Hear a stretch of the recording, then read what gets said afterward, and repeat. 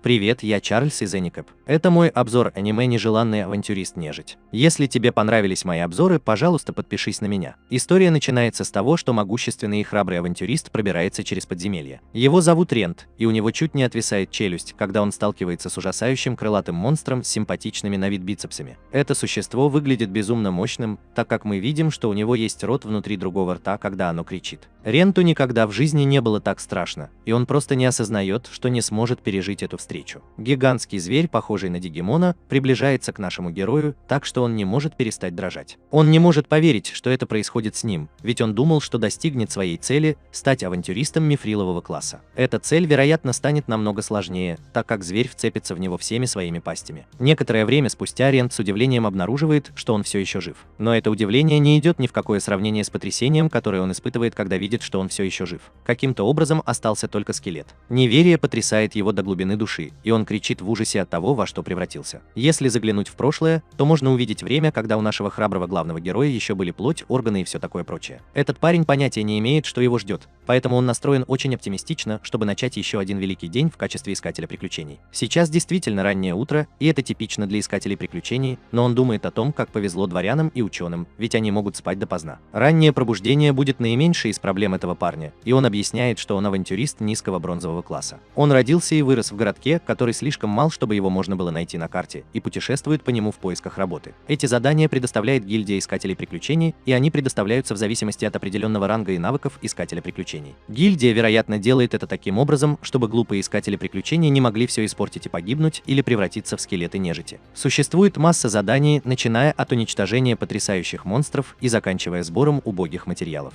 Какие-то зануды окликают нашего мальчика, и Рент объясняет, что ему придется вернуться в лабиринт, потому что там нет хорошей работы. Эти ленивые дегенераты не могут понять, как Рент может так много работать, и убегают играть в Fortnite. Рент объясняет, что хотя большинству искателей приключений нравится веселиться, он остается в одиночестве. Это не потому, что он крутой одинокий рейнджер, а потому, что он просто не очень хорош. Этот парень занимается приключениями уже 10 лет, но у него все еще только бронзовый ранг, а это второй самый низкий ранг. Он зарабатывает на жизнь продажей всякой всячины, занимаясь осторожной работой, но при этом он очень бережлив. Этот парень живет довольно скучной жизнью, поскольку старается осознавать каждое свое движение. Ну что же, он действительно все портит, хотя мы наблюдаем, как этот парень заходит прямо в лабиринт, который изменит его навсегда. В этом подземелье, которое было тщательно исследовано и совершенно безлюдно, Рент потрясен, обнаружив секретный проход. Это потрясающее открытие, так как он, вероятно, первый человек, который его нашел. Поэтому манекен забывает об осторожности и начинает исследовать его. По мере того, как он проходит по этой местности, становится ясно, что она не исследована.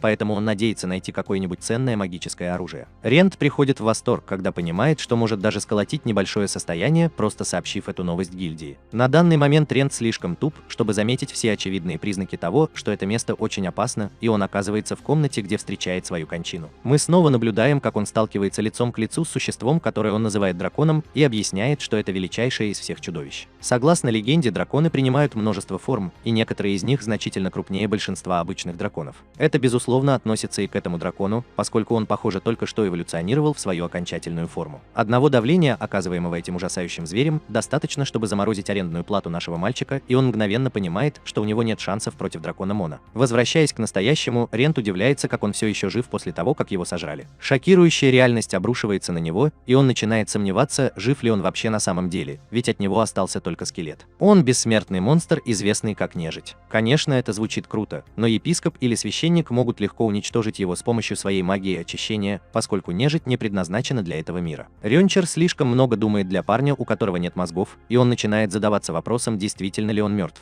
Он все еще в сознании и обладает своими воспоминаниями, так что должно быть он в какой-то степени жив. Не имея возможности ответить на все эти экзистенциальные вопросы, Рент решает вернуться в город, но быстро понимает, что это только навлечет на него неприятности. Его схватят и, вероятно, казнят. Рент пока не хочет умирать, но он сам себя запутывает, когда снова начинает сомневаться в своем существовании. Рент, наконец, решает просто проигнорировать все свои проблемы и убраться из этой комнаты как можно скорее. Когда он выходит, Рент объясняет ему тайны лабиринтов. Никто на самом деле не знает, откуда они берутся и как работают. Их много по всему миру, и внутри них можно найти массу ценных сокровищ. Однако монстры прячутся за каждым углом. Прямо сейчас все заняты каким-то новым лабиринтом, лабиринтом, но через несколько дней в этом подземелье должны начаться одиночные приключения. Рен планирует попросить у них совета по поводу своей ситуации, но быстро понимает, что ему придется научиться разговаривать без языка. Как раз в этот момент появляется настоящий монстр-скелет, и Рен готовится сразиться со своим близнецом. Он даже не может нормально двигаться, так как чувствует себя таким тяжелым. И он решает, что это должно быть как-то связано с отсутствием у него мышц и всего остального, что есть у немертвых людей. Он и так был довольно слаб, когда был человеком, но сейчас все стало намного хуже. На самом деле ему было довольно легко победить этих скелетов, когда он был человеком, но теперь он даже не может поднять свой меч, не упав. Рента бесится, потому что он абсолютно уязвим, но тупой скелет еще хуже, чем он есть на самом деле. Рента понимает, что он не может использовать какие-либо необычные приемы владения мечом, учитывая, что он всего лишь куча плавающих костей. Но он помнит, что может использовать духовную энергию. К счастью, это работает, хотя на самом деле он больше не человек, и он использует это, чтобы усилить свои физические способности. Увеличив силу атаки, Рент полностью разрушает череп своего противника, но он приходит в шок, когда эта штука начинает светиться. Он понимает, что только что восстановил духовную энергию, которую только что использовал, и задается вопросом, что же могло произойти. Если заглянуть в прошлое, то можно увидеть, как какая-то цыпочка рассказывает ему кое-что о монстрах. У них есть одна загадочная черта. Со временем и опытом они превращаются в нечто большее. Это верно и для людей, так как они растут с помощью тренировок, но монстры находятся на другом уровне. Она использует скелеты в качестве примера. Обычно скелеты просто остаются скелетами, но в редких случаях они превращаются в упырей. Это называется экзистенциальной эволюцией, и Рент понимает, в чем дело. Он думает о том, что упыри тоже являются нежитью, но они чем-то напоминают людей, поскольку у них есть плоть. Если он каким-то образом сможет стать упырем, то все, что ему нужно будет сделать, это надеть мантии и маски, чтобы он мог вернуться в город, не пугая людей своей костлявостью. Рент испытывает некоторый оптимизм, так как теперь его новая цель – победить монстров в лабиринте и стать гулем. Вернувшись к тому, мы видим, что подруга Рента разочарована тем, что он так и не пришел, поэтому она просто приготовит ужин для себя. Вернувшись в подземелье, мы видим, что Рента заставляет его работать, так как он уже победил 5 скелетов. К нему вернулась подвижность, и он узнал, что свет, исходящий от побежденных врагов, исцеляет его. Благодаря этому он может использовать духовную энергию во время каждой битвы. Рент решает найти более сильных монстров и находит слизняка. Они все еще считаются слабыми, но их нельзя недооценивать. Физические атаки не так эффективны против этих типов, но у Рента нет возможности использовать атакующую магию. Все, на что он способен, это разжигать огонь, что не подходит для боя, поэтому он решает, что в любом случае должен атаковать мечом. На самом деле есть только два способа победить слизняка: либо пронзить его сердцевину, либо разорвать на части до тех пор, пока он не сможет регенерировать. После того, как он уклонился от атаки слизняка, он снял жетоны и был потрясен, увидев, что ему это удалось. Он решил, что ему просто повезло, поразив его ядро, но не стал сомневаться в своей победе и взял волшебный камень в качестве приза. Затем он собрал хитрые приемы, которые можно продать позже, так как они используются в качестве косметического средства, чтобы сделать уродливых людей менее уродливыми. В гильдии двое людей обсуждают, как какой-то новичок искал себе компанию, чтобы присоединиться к ней. Они собирались порекомендовать ей устроить вечеринку с арендатором, но в последнее время его не было поблизости. У новичка были проблемы с деньгами, поэтому член гильдии порекомендовал ей отправиться в простой лабиринт, чтобы найти сокровища и материалы. Она этого не знала, но этот лабиринт тот же самый, в котором находится арендная плата. В лабиринте арендная плата объясняет, почему он не чувствует таких вещей, как сон или голод, и это нормально, поскольку все, что он съест, скорее всего просто пройдет сквозь его кости. Он тоже сражался без остановки, но становится ясно, что экзистенциальная эволюция занимает много времени. Его физические способности вернулись, и он может использовать ману. Но самое удивительное, что он все еще может использовать свою божественность, несмотря на то, что он нежить. Помимо лечения ран и болезней, божественность может очищать воду и замедлять порчу пищи. Рент использует ее, чтобы запечь хлеб еще на 3 дня, в надежде, что к тому времени у него будет нормальное тело, которому нужно будет есть хлеб. Но сейчас он сосредоточен на своей цели и думает о том, со сколькими монстрами он может справиться одновременно. Он довольно консервативный парень, поэтому он решает, что если столкнется с более чем 4 монстрами, то убежит. В этом низкоуровневом лабиринте он не должен столкнуться больше, чем с 5, но если он это сделает, то это будет его концом. Тогда Рент по-настоящему разозлится на себя за слабость, даже после того, как он был авантюристом в течение 10 лет, а он тренировался в течение 20 лет. У него есть духовная энергия, мана и божественность. Даже авантюристы самого высокого ранга редко обладают всеми 3, но Рент хотел бы, чтобы у него была только одна сильная сила. Обычно такие люди, как он, которые не созданы для того, чтобы быть авантюристами, уходят. Однако я каждый божий день тренировался, чтобы у меня все получилось. Он даже попросил одну девочку рассказать ему о монстрах и магии. Он продолжает пытаться достичь своей цели, стать легендарным классом приключений.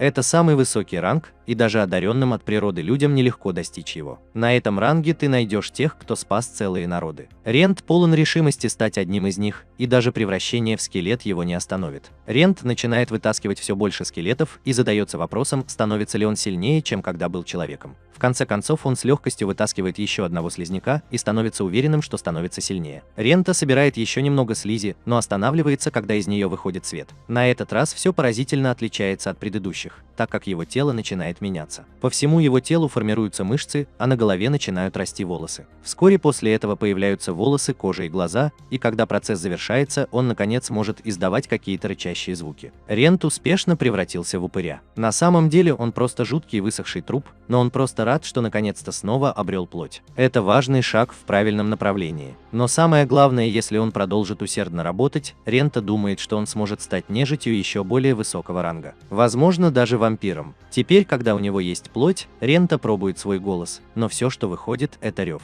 Он рад просто возможности издавать звуки и делает еще одну попытку. Ему удается сказать привет и доброе утро, но больше всего он похож на ужасающего зомби, и он решает, что для этого потребуется немного практики. Некоторое время спустя мы обнаруживаем, что в нашей плоти появился главный герой, который сражается с несколькими гоблинами. Эти гоблины с избыточным весом очень опасны в больших группах, но Рент использует планировку подземелья, чтобы изолировать парочку. Рент превратился в упыря и наконец обрел некоторую мускулатуру. Он стал более подвижным по сравнению с тем временем, когда был просто кучей костей. Однако, что самое удивительное, так это то, что его мана, духовная энергия и божественность возросли. Наш мальчик быстро становится сильнее, так как теперь он может укреплять не только себя, но и свой меч. Он делает именно это, чтобы отделить головы гоблинов от их тел, и задается вопросом, стал ли он теперь еще сильнее, чем когда был человеком. Как раз в этот момент Рент слышит вдалеке шум борьбы, и мы видим, что это девушка из гильдии. Эта белокурая цыпочка быстро расправляется со слабым скелетообразным монстром, и Рент радуется, ведь он так давно не видел человека. Рент вынужден сдерживаться, чтобы не приблизиться к ней, напоминая себе, что он отвратительный на вид упырь с кожей, которая едва держится на его теле. Тело. Если он подойдет к ней в таком виде, она наверняка попытается прикончить его или убежать. Он решает понаблюдать за ней издалека, как за полуживой тварью, и замечает, что никогда раньше ее не видел. Рент решает, что она должно быть новичок, и объясняет, что знает практически обо всех приключениях в городе. Он знает о них, потому что любители приключений могут оказаться крутыми ребятами. Они, как правило, высмеивают слабаков вроде нашего мальчика, так что это помогает узнать их способности и кто их друзья. Рент продолжает следовать за ней как преследователь и наблюдает, как она сталкивается с очередным скелетом. Он может сказать, что она была хорошо натренирована, но она все еще слаба, и ей нужно наносить много ударов. Рент знает, что она ждет подходящего момента для удара, но отмечает, что она не обращает внимания на то, что ее окружает.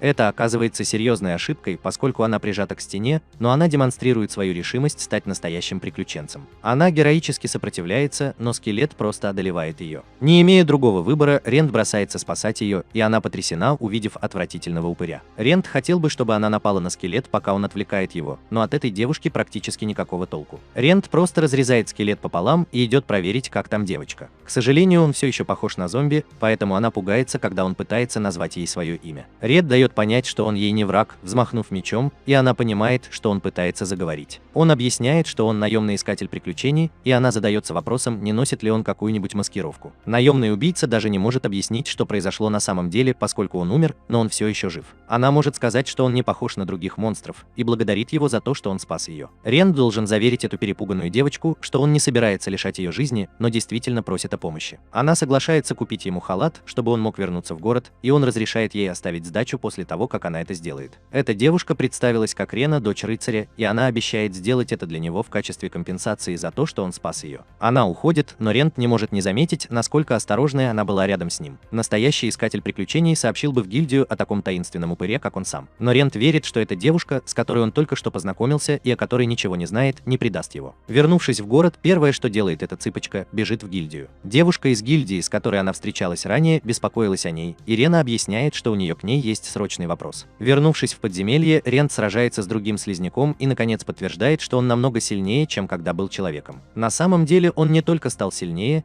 Его тело теперь двигается именно так, как он хочет. Рен уничтожает еще одну слизь, идеально попадая в ее сердцевину, и он начинает задаваться вопросом, улучшается ли его зрение. Он предполагает, что на самом деле это боевая интуиция, то, чему нельзя научиться на тренировках или изучении. Рент не может не думать об иронии судьбы, ведь он получил силу, о которой всегда мечтал больше всего, только после того, как оказался в этом гниющем трупе. Именно в этот момент Рент с удивлением замечает, что Рена вернулась. Рент должен заверить ее, что он не какой-нибудь другой упырь, и объяснить, что упыри не появляются на ранних уровнях в таком виде. Она может сказать, что Рент стал немного лучше говорить, а наш прилежный герой объясняет, что он практиковался. Рена принесла ему кое-какую одежду, но он пугается, когда она пытается дать ему сдачу. Она извиняется за то, что все еще боится его, потому что он выглядит так, как в клипе из триллера, и говорит ему, что со временем она к этому привыкнет. Рен считает, что она проделала отличную работу по подбору одежды, так как мантия будет скрывать все его тело, а это то, что должен носить маг. Этот милый человек купил ему еще кое-что, и она объясняет, что ей пришлось спросить у кого-нибудь, где находятся все магазины, так как она новенькая в городе. Кроме ботинок и перчаток, она также принесла несколько бинтов. Эта цыпочка на удивление продумала все до мелочей, объясняя, что он может использовать их, чтобы прикрыть свои руки и ноги. От этого жеста Ренту хочется плакать,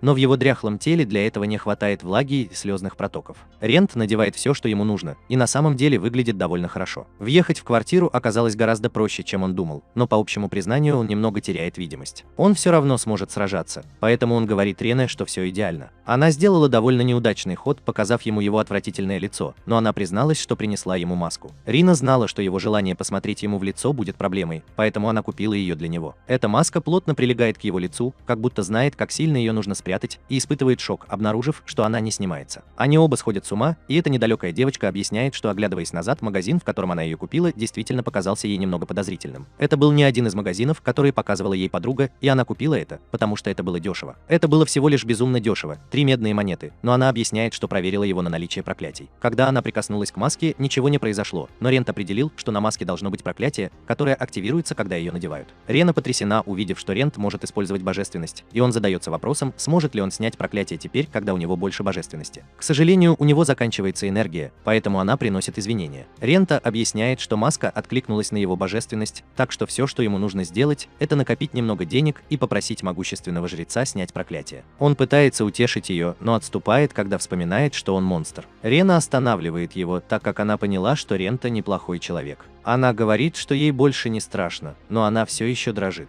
Рент говорит ей, что ей не нужно заставлять себя, и она может не торопиться, пока не привыкнет к тому, что он дряхлый зомби. Рена обещает, что это не займет много времени, и они вдвоем возвращаются в город. По дороге Рена объясняет, что в Капитолии не было работы для таких новичков, как она, поэтому она приехала в Мальт. Рена до сих пор удивлена, что она приехала в такую глушь, но она объясняет, что хочет посмотреть мир. Ее главная цель – быстро окрепнуть и стать полноценным искателем приключений. Рент считает, что для искателя приключений лучше быть таким же трусом, как он, поскольку у каждого есть только одна жизнь. Она почему-то соглашается, и он шутит о том, что такие зомби, как он, встречаются редко, так что они оба смеются, как будто это была самая смешная шутка на свете. Когда они прибывают в Малт, Рен отмечает, что там его знают многие люди, так что они наверняка поймут, что что-то не так, если он показывает свое удостоверение личности. Они решают воспользоваться другими воротами, и Рен благодарит своего нового друга, так как без нее он никогда бы не зашел так далеко. Она говорит, что это не имеет большого значения, но он объясняет, что он монстр, и если она поможет ему попасть в город, ее будут считать преступницей. Она может потерять свою лицензию искателя приключений, а он не хочет создавать ей такие проблемы. Однако эта девушка настроена решительно и объясняет, что если бы не он, ее бы уже не было в живых. Скелет прикончил бы ее, так что она не против рискнуть своей жизнью ради него в этот единственный раз. У западного входа их личности подтверждены как искатели приключений, но у одного из охранников возникли какие-то проблемы с необычной внешностью Рента. Ситуация становится напряженной, так как они требуют показать им лицо Рента. Перина блестяще объясняет, что маска Рента проклята, и он не может ее снять. Затем она говорит, что его голос испорчен, потому что он был ужасно ранен монстром, и Рент показывает свое изуродованное ухо в качестве доказательства. Рина говорит им, что он просто купил маску, чтобы скрыть свои ужасные шрамы, но оказалось, что она проклята. Охранники ужасно переживают из-за его невезучести и даже предлагают снять маску. Охранник получает все необходимые доказательства, когда его слабая попытка снять маску терпит неудачу, поэтому он позволяет арендатору войти. Арендатор благодарит Риону за их успех, но она в очередной раз просто говорит, что это часть ее долга. Однако именно в этот момент арендная плата исчезает. Арендатор просто наблюдает, как она отчаянно ищет его как придурок и думает о том, какая она хорошая девочка. На ней куча дешевого снаряжения, но оно в хорошем состоянии. К тому же она неплохой боец и не настолько глупа. Но самое главное, что она храбрая, так что он уверен, что из нее получится прекрасная искательница приключений. Рента объясняет, что все, кого он знал с таким талантом, в конце концов уходили от него. На данный момент он должен расстаться с ней, и когда он станет немного более человечным, он пообещает извиниться перед ней лицом к лицу. Позже мы увидим, почему Рент на самом деле оставил Рёну, когда он отправится искать более подходящего человека для сотрудничества. Кого-то с небольшим прошлым и человека, которому можно доверить хранить секреты. Рент просто заходит в дом, где находит свою очень подходящую сотрудницу человека по имени Лоррейн. Он пытается разбудить ее своим срывающимся голосом, но она отказывается. Он угрожает уронить ей на голову книгу, чтобы она поняла, что это арендная плата, но она удивлена, увидев, что он весь закутан. Арендная плата совершенно не подготовила ее к этому, и что шокирует, он просто показывает ей свою отвратительную руку. Оглядываясь назад, можно увидеть, что Лоррейн беспокоилась о арендной плате и подумывала о том, чтобы отправить поисковую группу из чувства вины. Арендная плата постучал в дверь, и она удивилась, почему он просто не вошел. Она решила, что должно быть что-то случилось, и пошла притвориться, что спит. Когда он вошел, она подумала о том, какое облегчение испытала от того, что он все еще жив. Возвращаясь к настоящему, Лоррейн объясняет, что за все годы своих исследований она никогда не слышала о ком-либо, кто был съеден драконом и превратился в нежить. Лоррейн скептически относится ко всей его истории, но учитывая, насколько отвратительно гротескно выглядит его тело, она решает, что у нее нет другого выбора. Другого выбора, кроме как поверить ему. Рент поражен тем, насколько она спокойна, но этого и следовало ожидать от ученого-мага-авантюриста. Хотя совершенно очевидно, что сейчас она смотрит на него не как на друга, а скорее как на испытуемого. Затем Лоррейн шокирует его, спросив, действительно ли он сдает квартиру теперь, когда стал нежитью. Сдающий объясняет, что у него определенно есть воспоминания и разум, как у сдающего квартиру, но его тело, превратившееся в месиво, определенно умерло. Однако он не знает, является ли нынешний он и прежний он одним и тем же человеком. Оставляя в стороне этот неразрешимый вопрос, Рент объясняет, что он все еще хочет продолжать быть искателем приключений. Его тело может выглядеть как гниющий труп, но Рент по-прежнему полон решимости стать мифрилом, несмотря ни на что. Лоррейн гений, и она может сказать, что он хочет, чтобы она бралась за работу для него, так как он не может пойти в гильдию в своем нынешнем состоянии. Он также не может пойти в гостиницу, поэтому она предлагает ему пожить у нее. В качестве оплаты она также попросит его помочь ей в ее исследованиях. Он будет весьма полезен, поскольку ни у кого еще не было возможности изучить монстра, способного использовать экзистенциальную эволюцию. Рента соглашается при условии, что она не будет пытаться препарировать его. На следующий день Лоррейн отказывается от роли посредника гильдии и платит Ренту напрямую за магические камни и слизистую жижу, которые он получил в подземелье. Это большие деньги, но это потому, что арендная плата всегда приносит ей высококачественные материалы. Рент решает пойти к кузнецу и чувствует себя хорошо от того, что у него полный карман денег. Но это счастье покидает его, когда он замечает, что люди, кажется, боятся его. Арендатор кузнечного цеха извиняется за свой странный внешний вид, используя свой странный голос. Арендатор хотел бы получить новый меч, и кузнец может сказать по его старому мечу, что он использует магию или духовную энергию. Арендатор шокирует ее, когда узнает, что на самом деле он использует магию, духовную энергию и божественность. Она указывает на то, что возможность использовать все три вида магии встречается очень редко, и он всего лишь второй такой человек, который когда-либо посещал их магазин. Рента хотела бы, чтобы это осталось в секрете, и она согласна, поскольку это часть работы кузнеца. Владельца мастерской зовут Калп, и он очень гордится своей работой. На изготовление меча уйдет несколько дней, и он захочет поговорить с Рентом несколько раз на протяжении всего процесса. У себя дома Лоррейн проводит исследования по упырям. Они обладают сильными физическими способностями и способны пережить даже обезглавливание. Они предпочитают мясо животных, особенно людей. Известно несколько случаев, когда могущественные монстры превращали людей в низшую нежить, но в этих случаях жертвы не только теряли свою индивидуальность, но и всякую человеческую волю и эмоции. Рента – это совершенно особый случай, и она считает, что вероятность того, что Рента – это тот же самый человек, которым он был при жизни, крайне мала. Тем не менее, она очень близка с ним, и для нее он все еще ощущается как Рента. Оглядываясь назад, можно увидеть, что когда они впервые встретились, кожа Рента еще не спадала с его тела. Лоррейн только что устроилась на работу, и какой-то парень попросил ее взять молодого Рента с собой. Он был всего лишь новичком, так что ей не нужно было ему платить, а ему просто нужен был опыт. Лоррейн объясняет, что мир казался ей таким скучным. Даже когда она стала самым молодым человеком, когда-либо получившим звание великого врача, это ничего для нее не значило. Звание великого доктора позволяет зарегистрироваться в качестве участника приключений серебряного класса. Она отправилась в далекую страну, никому ничего не сказав, просто потому, что ей больше нечем было заняться. Во время своей работы она решила взять с собой арендную плату, а он выполнял свою работу в качестве носильщика рюкзаков.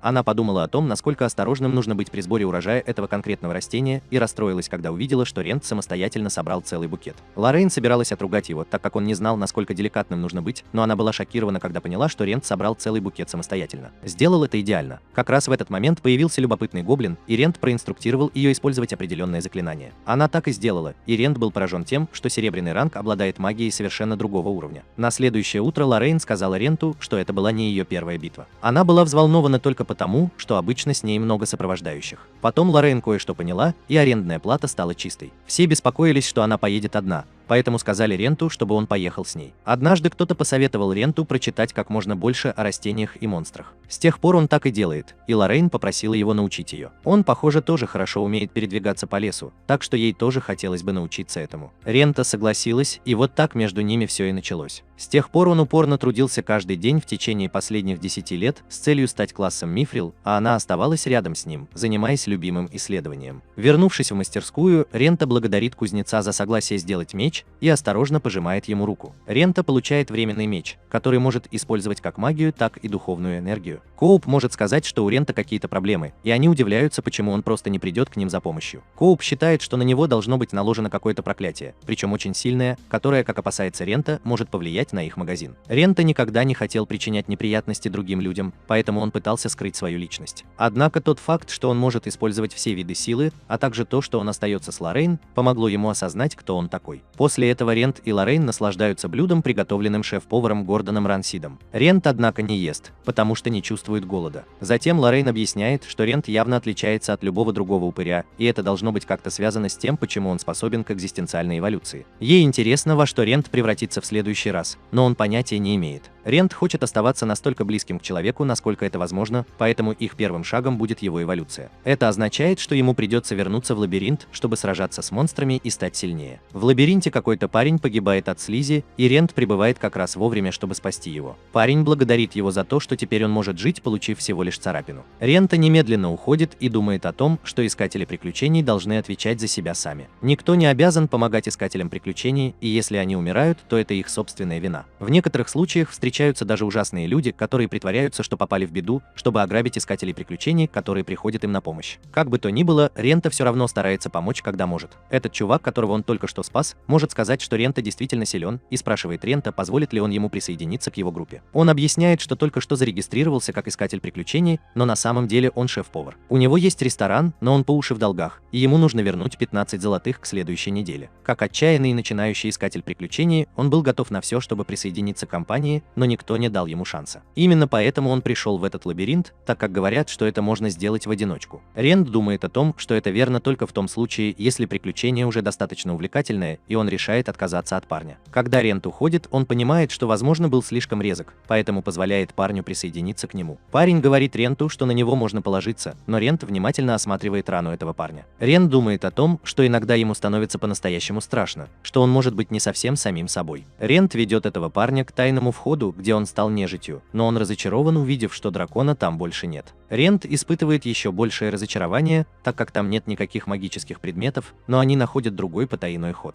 Безымянный второстепенный персонаж думает, что они могли бы разбогатеть, рассказав обо всем гильдии, но быстро отступает и подчеркивает, что вся заслуга достанется Ренту. Рент объясняет, что его не интересует слава, и говорит парню, что он может просто рассказать всем, что нашел ее. Проходя по коридору, они находят пустую комнату, так что парень хочет продолжить поиски какого-нибудь сокровища. Как раз в этот момент на земле появляется магический круг, и Рен пытается остановить парня, чтобы он не врезался прямо в него. Этот тупой парень внезапно обретает некоторую уверенность и говорит Ренту, что все в порядке, поскольку вокруг нет монстров. Ренту становится ясно, что парень не видит магический круг, но уже слишком поздно, так как он телепортирует его куда-то. Невозможно понять, куда они делись, но обычно они ведут на этаж, заполненный монстрами, или в какое-то место со смертельными ловушками. Разумнее всего было бы бросить этого придурка, но Рента считает, что это только сделает его настоящим монстром. Ремпи неохотно решает пойти за ним, поэтому он проходит через круг телепортации. Там он находит лежащего без сознания дурачка вместе с гигантским скелетом. Теперь Рент понимает, что на самом деле это комната босса, и готовится к битве с гигантским монстром. Рент укрепляет свои силы, чтобы нанести удар,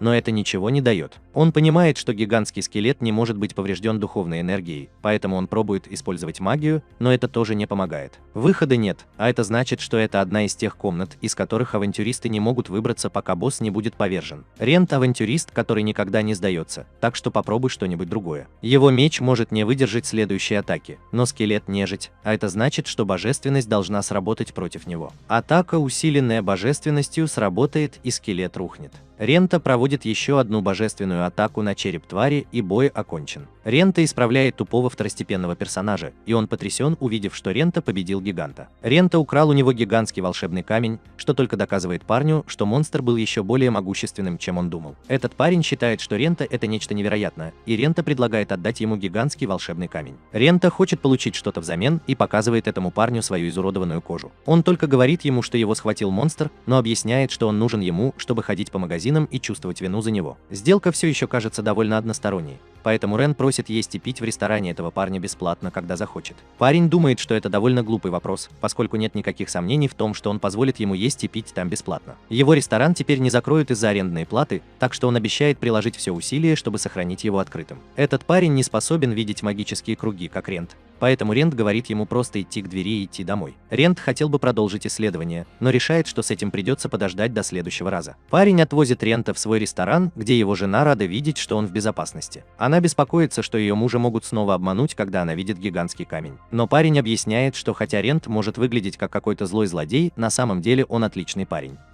Этот парень наконец-то представился как Лорис, и они поблагодарили Рента за его помощь. Рент не решается назвать этому парню свое имя, но Лорис обещает никому не говорить. Рент говорит ему об этом, и Лорис объясняет, что у него будет готов горячий обед, когда он захочет. Когда Рент уходит, с ним начинает происходить что-то странное. Он хочет, чтобы Лорис был злодеем без семьи, потому что ему нужно кое-что проверить, и он предпочел бы испытать это на ком-то злом. Рент не хотел сближаться с этим парнем, вот почему он никогда не спрашивал его имени. Рент начинает повторять имя Лоррейн снова и снова и начинает беспокоиться, когда что-то начинает овладевать его телом. Рент возвращается домой, но он почти не реагирует, когда Лоррейн пытается заговорить с ним. Она интересуется, все ли с ним в порядке, а он просто говорит ей, что счастлив. Затем Рент неожиданно обнимает ее, и Лоррейн задается вопросом, не пьян ли он. Здесь явно что-то не так, и Рент неожиданно кусает ее за шею. Лоррейн отталкивает его от себя, а чудовищный Рент говорит, что это было восхитительно. Лоррейн может сказать, что настоящая Рента все еще где-то внутри него, поэтому она просто вырубает его. Она позволит ему пока поспать и подождет его извинений, когда он проснется. Лоррейн предпочла бы, чтобы он вот так обнимал ее, когда он трезвый, потому что она позволит ему пожирать себя в любое время, когда ему заблагорассудится. Когда Рент просыпается, он больше не чувствует, что что-то контролирует его, и он извиняется. Лоррейн считает это несчастным случаем и хочет услышать только то, что он помнит.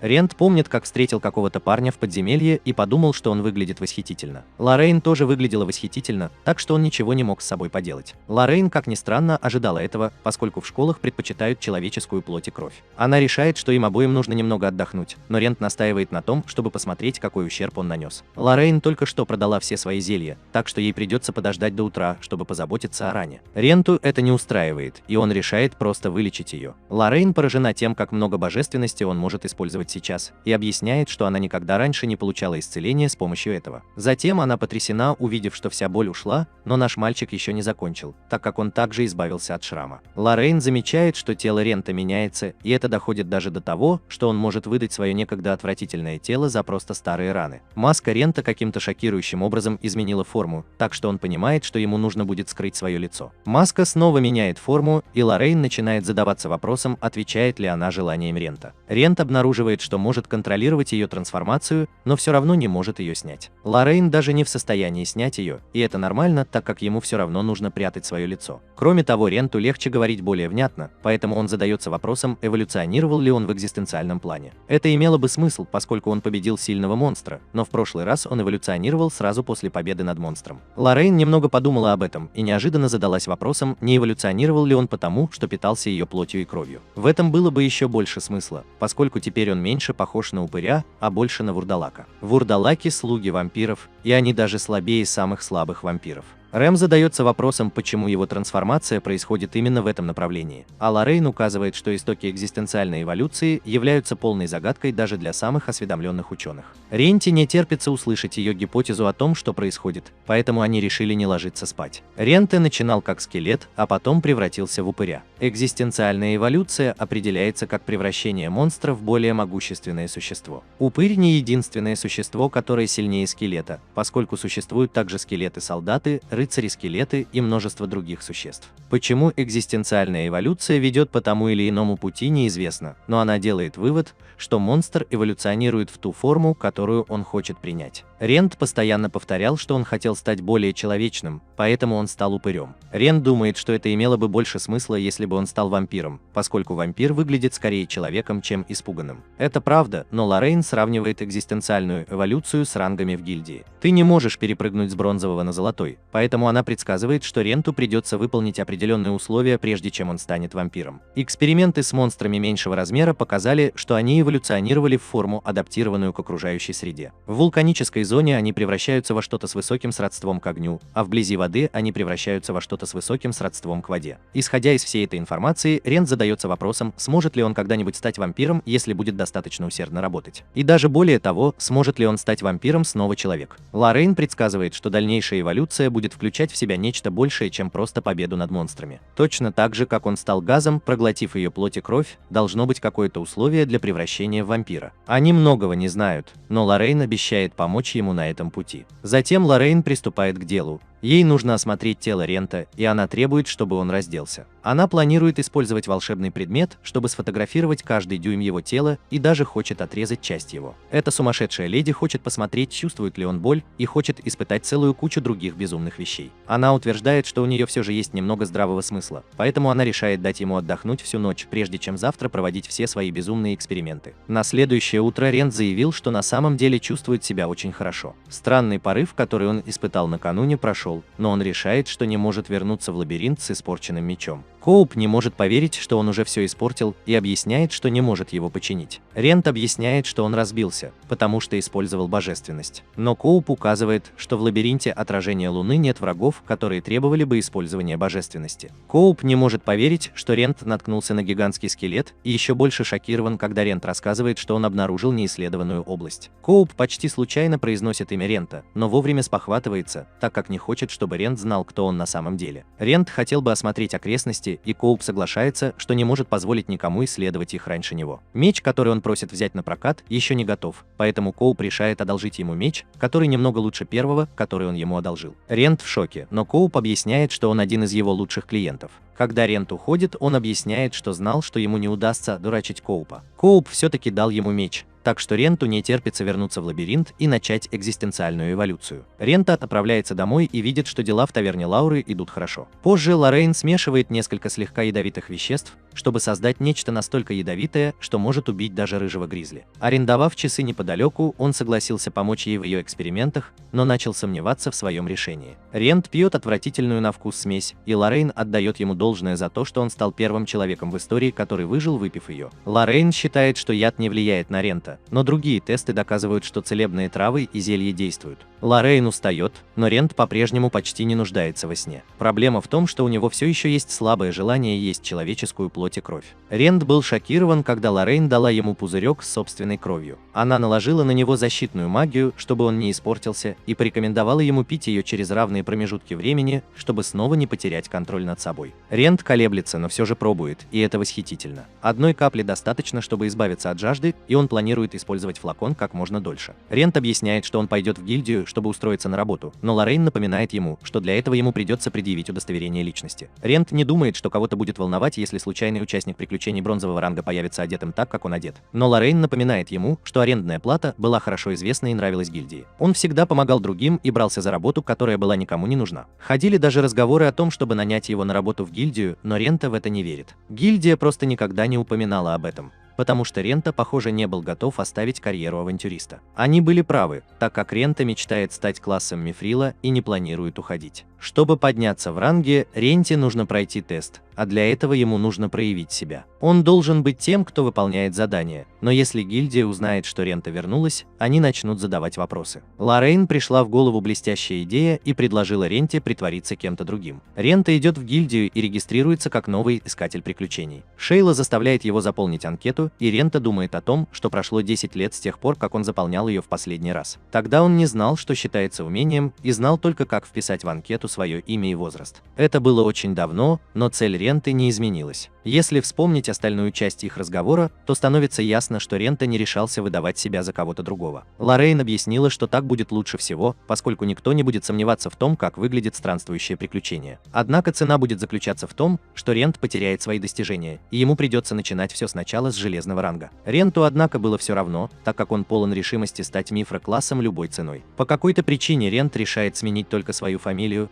поэтому Шейла указывает, что недавно пропал еще один искатель приключений по имени Рент. Рент говорит, что он знает об этом другом Ренте, и это потому, что ему рассказала Лоррейн. Он лжет, говоря, что он ее родственник, и она разрешает ему пожить в ее доме. Ходят слухи о странном мужчине, который входит в ее дом и выходит из него, так что она рада наконец-то с ним познакомиться. Рент рад, что придумал эту ложь, потому что не хочет, чтобы о Лоррейн ходили безумные слухи. Имя Рент широко распространено, и никто не задастся вопросом, почему странствующий искатель приключений одевается так, как он. Так что Рент рад, что наконец-то может начать все сначала. Шейла дает ему удостоверение искателя приключений и просит его не дать себя убить. Рент возвращается в лабиринт, где слышит, как люди сражаются с гоблинами. Они разговаривают как дети, и он узнает, что они фехтовальщики и целители. Они явно новые искатели приключений, но похоже, им хорошо работается вместе. Рента оставляет их в покое, так как с ними все будет в порядке, и он думает о том, что больше не может помогать новичкам, как раньше, потому что, скорее всего, просто отпугнет их. Рента не хочет, чтобы кто-то еще нашел неизведанную область, поэтому он спешит туда. Он планирует исследовать ее, чтобы сообщить об этом в гильдию. Она не только ценна, но и станет огромным достижением для нового искателя приключений Рента Вивье. Рент углубляется в недавно открытую местность и оказывается в странной комнате. Какой-то медведь разваливается на части, и Рент обнаруживает, что внутри лабиринта кто-то странным образом живет.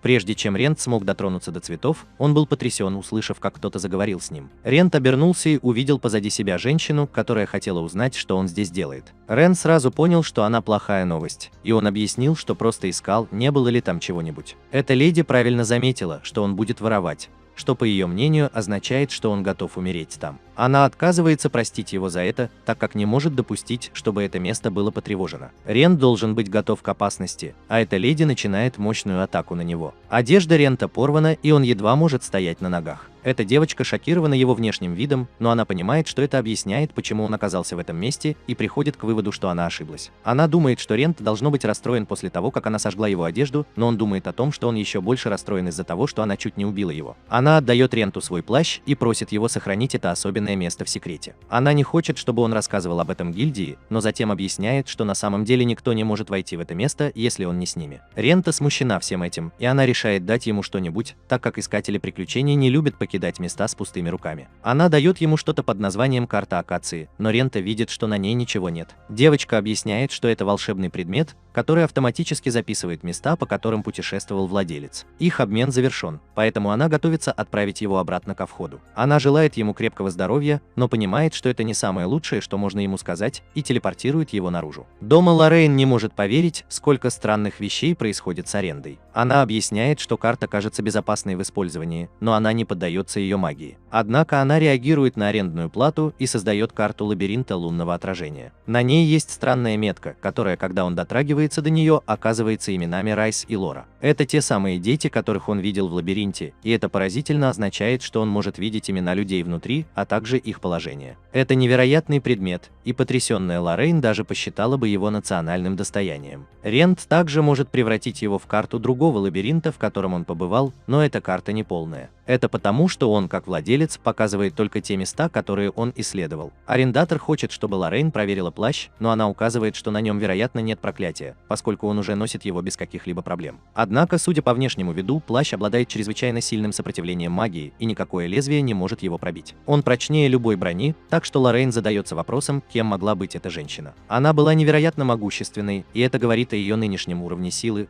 Он может только сказать, что она, по крайней мере, сильнее золотого класса. Лоррейн интересуется странной комнатой, в которую он зашел, и Рент объясняет, что завтра он вернется в лабиринт. Лоррейн напоминает ему, что его чуть не убили, но Рент указывает, что леди никогда не говорила ему не возвращаться. Она просто сказала ему не говорить о чувстве вины. Лоррейн говорит, что леди, очевидно, хочет, чтобы ее оставили в покое, но наш мальчик планирует прояснить ситуацию, поговорив с ней. На следующий день Рент возвращается в лабиринт и размышляет о своей нынешней ситуации, сражаясь со скелетом. Большинство людей жалились бы над ним, если бы знали, через что ему пришлось пройти, но Рент смотрит на вещи иначе. С его точки зрения он сражался с могущественными врагами, столкнулся с кучей загадок и стал сильнее. Это всего лишь те вещи, которые делает классный авантюрист. Затем Рент обнаруживает, что вход исчез, и понимает, что девушка не хочет, чтобы он возвращался. Он понимает, что этого не может быть, и думает, что она просто не хочет, чтобы он возвращался прямо сейчас. В гильдии какой-то второстепенный персонаж интересуется, где арендная плата, и надеется, что с ним все в порядке. Шейла думает о том, что многие люди учатся быть искателями приключений благодаря арендной плате, и даже она сама научилась быть сотрудником гильдии благодаря ему. Она вспоминает, как они впервые встретились, и удивляется, когда появляется новая арендная плата. Новая арендная плата хочет взяться за работу, которая требует сбора мяса орков на сумму в 3 трупа. Орки довольно сильны, поэтому она не может рекомендовать это для авантюриста железного класса. Рент уже знает, что для победы хотя бы над одним орком потребуется сильный авантюрист бронзового ранга,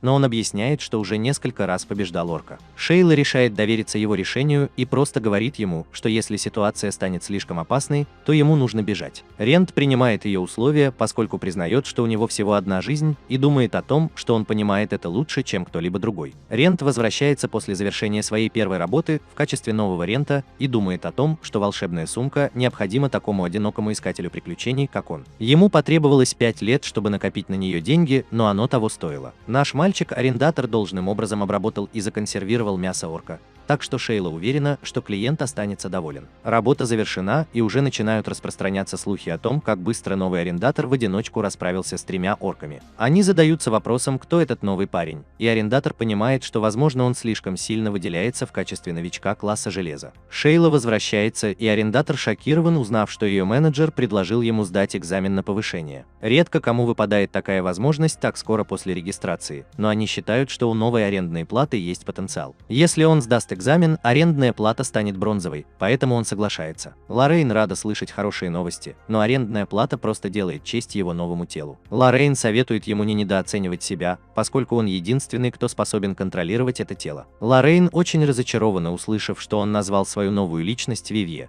потому что это ее фамилия, и это может вызвать подозрения. Рент указывает на то, что появление незнакомого мужчины в ее доме породило бы множество слухов, так что было бы лучше, если бы он притворился ее родственником. Лоррейн принимает этот ответ, но также советует ему не беспокоиться о ее репутации. Она просто разорившаяся студентка, которая приехала в этот город, потому что не смогла добиться успеха в столице. Ей все равно, что о ней думают люди, но арендная плата не доставит ей никаких хлопот. Лоррейн отмечает, что наш мальчик сам готовит, стирает и убирает, так что она должна ему больше, чем он ей. Рента считает, что это даже близко не соответствует действительности, поскольку он все еще человек только благодаря ей. Эти слова трогают Лоррейн, и она предлагает Ренту пожить у нее столько, сколько он захочет. Нет ничего плохого в том, чтобы навязываться семье, поэтому он принимает ее предложение. На следующий день Рент приходит в гильдию, готовый к экзамену. Шейла шокирована тем, что он пришел так скоро, так как она думала, что он подождет следующего урока, чтобы у него было время позаниматься. Следующий урок состоится через несколько месяцев, и он ни за что не собирается ждать так долго. Какой-то ленивый искатель приключений опаздывает после просмотра слишком большого количества видеороликов с анекдотами, и Рен думает о том, что этот парень потеряет очки. Искатель приключений, который не может прийти вовремя, не заслуживает доверия и, вероятно, провалит экзамен. В первой части экзамена будет проверено, что приключения – это знания. Их будут спрашивать о правилах гильдии и о том, как правильно обращаться с выпадающими монстрами. Только те, кто успешно сдаст экзамен, смогут перейти к практической части экзамена. Их практические навыки меняются каждый раз, и Рен думает о том, каково было собирать травы, когда он сдавал его в первый раз. Начинается письменный тест, и Рент узнает молодую девушку из лабиринта по имени Лора. Ее подруги там нет, поэтому Рент предполагает, что он сдает устный экзамен. Нормальные люди редко умеют читать и писать, так что Ренту повезло, что он научился этому в своей деревне. Он также выучил все необходимое для этого теста, так что это должно быть проще простого. После этого болельщик гандикапа не может поверить, насколько сложным было испытание. Бренту сказали, что он получил высший балл. Такое случается крайне редко. Брент просто рад, что сдал экзамен. Ренту интересно, каким будет практический результат, поэтому Шейла говорит ему, что он объединится с несколькими другими и выполнит задание гильдии. Рент развлекается с Райзом и Лаурой, и Райз быстро объясняет, что он фехтовальщик, который использует энергию духа, чтобы увеличить свою силу во время боя. Лаура маг и может использовать магию исцеления. Участникам говорят, что задание будет проходить в лабиринте новолуния, и их задачей будет добраться до точки, указанной на карте. Всем им дается одно и то же место на карте, и у них есть время до захода солнца. Первый участник, который прибудет первым, получит награду, соответствующую их усилиям, и все быстро поймут, что это гонка. Райс хвастается, что уже бывал в лабиринте новолуния, но Лора смущает его, когда говорит, что они прошли только часть пути. Он шокирован, когда Рент не дает им войти внутрь и предлагает купить карту.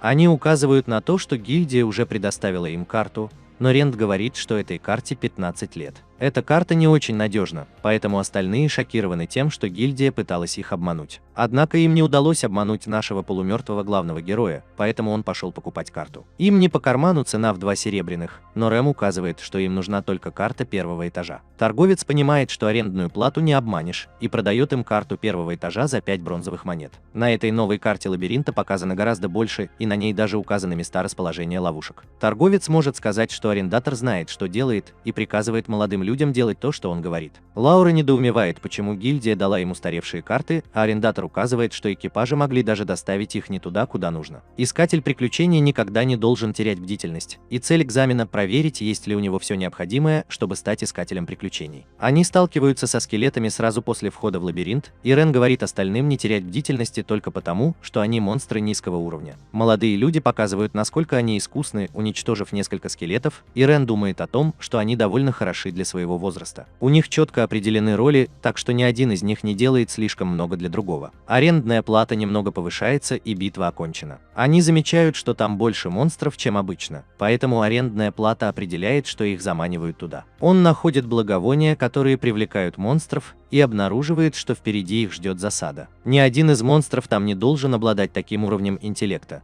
Но Лора шокирована, когда Рент обнаруживает, что они не монстры. Райс не может поверить, что им придется сражаться с людьми, поэтому наш мальчик Рент берет инициативу в свои руки. Рент блокировал первоначальную атаку, но Райс хотел взять его с собой. Рент позволил парню взять первого парня и поразил Райза своими навыками уклонения. Рент полностью уничтожил лучника и даже не дал магу шанса что-либо сделать. Лора помогает Райзу одержать верх с помощью ослепительного света, и Рент решает, что они не нуждаются в его помощи. Это становится еще более очевидным, когда молодые люди демонстрируют свою командную работу и побеждают парня с мечом. Райс отмечает, что эти ребята тоже сдавали экзамен и пытались заставить их провалиться. Экзаменатор действительно сказал, что они могут сделать все, чтобы победить, а Рент объясняет, что монстры будут не единственной угрозой для них. Искатель приключений никогда не должен терять бдительность, и Райс неожиданно заявляет, что отныне они будут подчиняться приказам Рента. Когда они уходят, Рент говорит прячущемуся человеку, чтобы тот убрал мусор, и парень шокирован тем, что Рент вообще знал о его присутствии. Этот чувак объясняет, что парень в маске, похоже, знал, что они были посланы гильдией, и все они задаются вопросом, кто он такой. Парень, который прятался, имеет представление о том, кем он мог быть, и думает о том, что его сестра, возможно, была права. В гильдии Шейла встречается с самым крутым мастером гильдии в округе. Шейла отвечает за нового авантюриста Рента Вивье,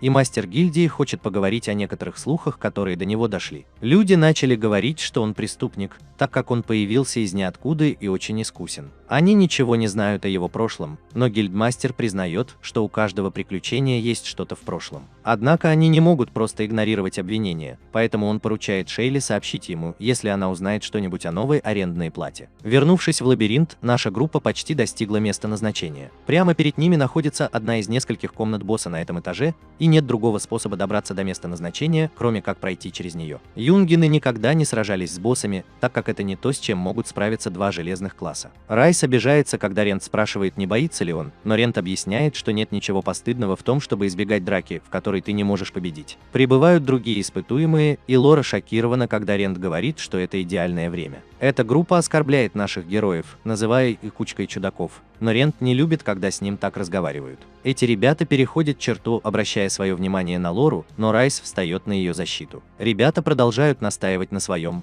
Рент угрожает им. Они пытаются сказать, что просто пошутили, но у нашего мальчика Рента не очень-то развито чувство юмора. Лидер говорит, что они могут просто занять первое место, но Рента позволяет им идти вперед, так как он хочет, чтобы его команда отдохнула. Ребята входят в комнату и с раздражением говорят о том, что Рента поступил глупо, позволив им занять первое место. Райс расстроена, потому что, если они уступят первое место, это будет означать, что они проиграют. Но Лора уже научилась не сомневаться в нашем мальчике. Райс предполагает, что Рента хочет, чтобы они увидели, как выглядит битва с боссом первого, но это еще не все. Именно в этот момент они слышат, как первая группа кричит в агонии, и их выносят из комнаты. Рента объясняет, что сотрудники гильдии спасли группу идиотов, так что даже если они проиграют, они не умрут. Рента хотел, чтобы они увидели это, чтобы молодые люди чувствовали себя более комфортно. И он повторяет, что нет ничего постыдного в том, чтобы избежать драки, в которой ты не можешь победить. Райс думает о том, что если он убежит отсюда, то, вероятно, никогда не вернется. Это означает, что он никогда не станет настоящим искателем приключений, поэтому он спрашивает Лауру, пойдет ли она за ним в бой. Лаура соглашается, и Рент понимает, что этот ребенок наконец-то принял решение. Искатель приключений, который однажды был сломлен, становится слабым. Они нередко уходят, но Райс смог это почувствовать и решил не убегать. Это очень важная часть того, что нужно для того, чтобы стать искателем приключений, поэтому они все направляются в комнату босса. Спасибо, что посмотрели мой обзор, подпишитесь на мою бесплатную рассылку новостей, если хотите оказать хоть какую-то поддержку каналу. Ссылка есть в описании.